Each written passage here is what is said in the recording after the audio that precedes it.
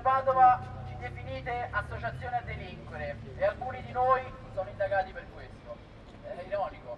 Manifestazione dei sostenitori di Ultima Generazione e Scientist Rebellion davanti al Tribunale di Padova per protestare contro le accuse di associazione a delinquere per 11 attivisti.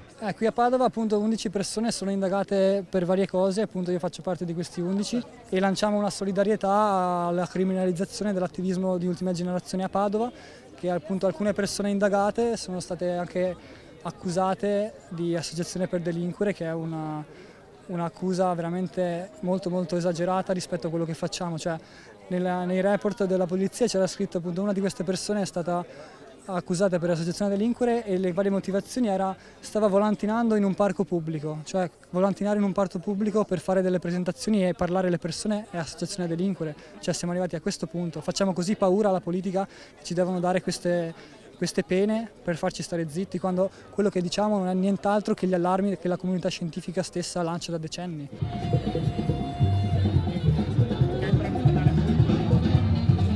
Una cinquantina di manifestanti che poi si sono messi in movimento verso il centro cittadino, tra loro anche Chiara Gallani e Marta Nalin, consigliere comunali di Coalizione Civica, scese in piazza per portare il loro sostegno agli attivisti ambientali. Assolutamente qui per dare solidarietà rispetto a questa accusa che lascia senza parole. Sono i ragazzi e le ragazze che stanno cercando un modo per smuoverci dalla distrazione quotidiana e invece vengono addirittura accusati. E quello che vorremmo dire anche come Coalizione Civica per Padova, che no, non tutti pensano che stiano sbagliando, che stiano mettendo in pericolo opere d'arte, eccetera, eccetera. Questi sono i ragazzi che ci stanno dicendo chiaramente cosa dobbiamo fare e come dobbiamo muoverci, quindi siamo con loro.